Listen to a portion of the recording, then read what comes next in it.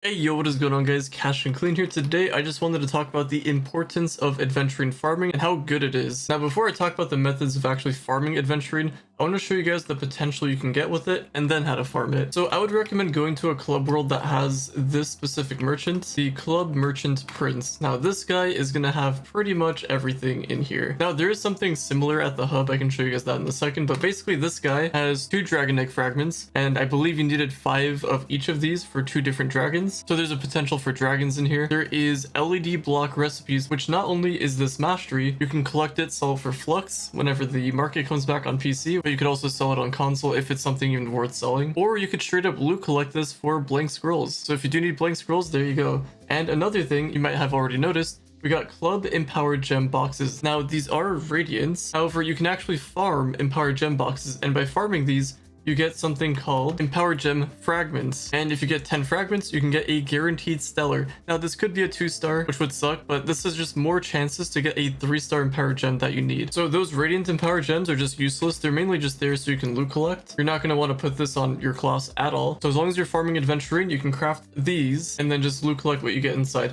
And then on top of that, there's mastery items in here. As far as these things go, double check your collections to see if you actually have the style, because these are styles. And then as far as everything else in here, you could collect it for mastery. It's up to you if you want it for mastery, if you're collecting mastery, that is. However, I would highly recommend getting the Empowered Gem boxes, especially if you need those. And then from there, I would move over to the Dragon Fragments. And then from there, you could go for the mastery. However, there is an alternative which is very, very good. And this is actually a flux making strategy that I've talked about in the past. So the Adventurine that you collect, so right now I have 90,000. If I go to the Grand Clubit minting machine, which by the way, only do these in club worlds that have the fixture. Now, I don't remember the exact fixture that you need to get this to happen, but basically when you go to the Clubit minting machine, you want to make sure this says 10 and it's for 85 because that's going to be the best craft. They have this same exact thing at the hub and I can show you that it's more expensive to craft. So just remember 85 and 10. And if we just go to the left of the statue from the hub, there's this thing over here. And if we go to this one, as you can see, it's going to be 1 for 10 of the crafts, and I can do 9,000 of it. And if we do the math calculations from the club, I would have gotten 10,620 versus whatever I have over here. So that's why I recommend not doing it at the hub, because you're going to be missing out on some potential clubits there. So if you decide to go with this method and craft however many you want, you will be getting clubits, which is going to be this resource over here. And on top of that, it also gives you the Clubiata pinatas. You can either choose to throw the pinatas or you can sell them on the marketplace for some flux. And speaking of flux, the clubits that you do end up getting from this, you can end up going to a club and offer them to certain club owners and see if they want to accept it for flux. So usually for this, you can go to /join trade and then see if there's any offers there. Or if you're on PC, you can join specific club discords and they'll have a specific channel for trading. And you can say you want to sell clubits. It's been so long with the market being down and just us not being able to do anything with flux. I forgot what the prices for clubits even are. I think on PC, I remember it being somewhere around 130 each. Now that number could be off, but pretty sure that's like the last time I remember it. But either way, you can come over here and donate it. Now there is an issue with doing this because there is a potential to get scammed because this isn't like a one-to-one trade type thing. This is basically if you trust the other person, because what happens is you get the flux and then you donate the clubits, or vice versa. You donate the clubits and then you get the flux. So you really have to trust the person that you're doing it with. So that's kind of the sketchy business there. I don't really have too much advice when it comes to that. Maybe use a middleman. I think that would be my best piece of advice. So find someone that's trustworthy, have them accept the flux. Once they get the flux, then you can go ahead and donate the clubits, and then that trustworthy person, that middleman, can just give you the flux as soon as you donate it, and you can just screenshot it just so you have proof that you donated. It's a very annoying process, but that's kind of how it is without the one-to. I wish we could just use the trade post to trade that, but we also don't have trading at the moment. But either way, that is going to be that. So if you're trying to find it in club worlds, for example in Arson, I just went over here in the blue portal where it says Club Merchant and Donation Station. So I just take the blue portal, that's going to be the donating thing, and then this is going to be the house for the NPC, so the Club Merchant Prince. So for Lazaria, I can just show you guys real quick. I'll just do /respawn in case you guys are just spawning into the club, for example. So we would take the blue portal because that's where we have our benches, and then after the benches section, which you can just go just outside here and go to that house over there. But if you take it one more time, you go to the merchant. So that's where you can find all of the stuff in here, and then that's where you can donate. And then if we just go outside to this area, that's where you donate the actual clubits.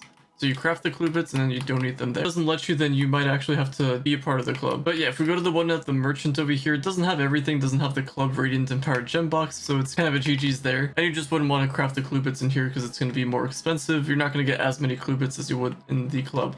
Now, let's talk about how to actually get this Adventurine. So in the description, I'm going to leave a link to a Discord. This is going to be for PC, by the way. It's going to be for club quests. Now, I'm not sure how active it is these days, but usually what happens is if somebody has a specific quest, you can go to the designated channel on the Discord, whether it's the Gonda quest, whether it's the Chaos Chest quest, or doing Bomb Royale, for example. Whatever the case is, maybe they have it and you can join a specific club world and you can do the quests for them. And by doing those quests, that's how you get Adventurine. Now, if you're not on PC, if you're on console, maybe you guys don't have something specific to this like we do on PC. What you can do is just go to a random club that you already know. And if you just don't know any club, what you can do is just open up your contests, go to Power Rank, and then go to Club Power Rank. And these are going to be pretty much all the clubs in rankings. So you can just pick and choose whichever one, see if they have a specific quest. Maybe you can ask in global chat if somebody has a specific quest. Sometimes people do advertise because they're actually trying to level up their club. So if they are trying to level up their club, maybe you can help them out because they get XP, you get Adventurine, so it's kind of a cool trade-off. So I could do /join world and then I can type in ICO, for example. So it would just look something like that. However, for this example, I'm just going to go to Arson, and this is the current spawn location, and we have a couple quests over here. We have defeat dungeon bosses in Neon City. This one is going to be Forbidden Spires, and it looks like that's it. I could summon some. So we got the Treasure Isles over here. I'm not going to mess around too much with this, but it is free to summon. However, removing them is another story. But either way, you can pick and choose any one of these that might apply to you.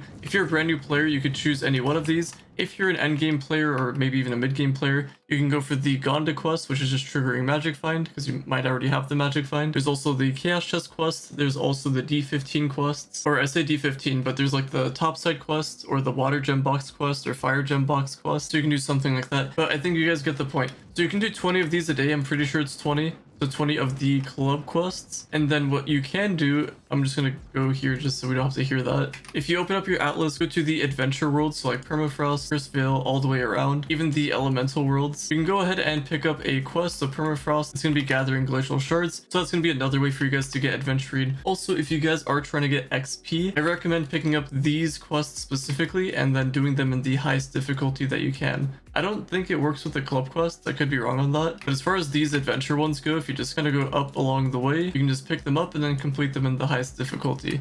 And that'll get you the most amount of XP. But if you don't care about that, then just pick up the quest and just do it. It's not really that difficult. Some parts might be time consuming, but it's really not that bad. So you can do that. You can do your adventure ones. Make sure to do the elemental ones. And then Geode, you can only do 5 a day, but it does give you a bunch of XP. And then there's some other quests you can do, but they don't give Adventurine, so just wanted to let you guys know about that. These are going to be the main methods for Adventurine. Also, there's this guy over here you can spend your Adventurine on.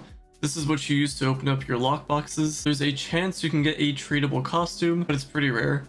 You're mostly going to get an ally that's untradable, or an untreatable costume, kind of depends. You can get some bombs. There's this lunchbox thing, which is pretty useless. There is a thing in here that gives like 1 or 2 movement speed, I think. It goes into your auto use spot, but it only lasts like 30 minutes, maybe an hour, I can't remember. But it's really not that worth. I wouldn't recommend doing the lunchbox. And yeah, I believe that is it. If I missed something important, drop it down in the comments down below, but I'm pretty sure I covered everything, at least the important bits. And if you guys have enjoyed the video, please drop a like, subscribe if you're new to the channel, and I'll see you guys later.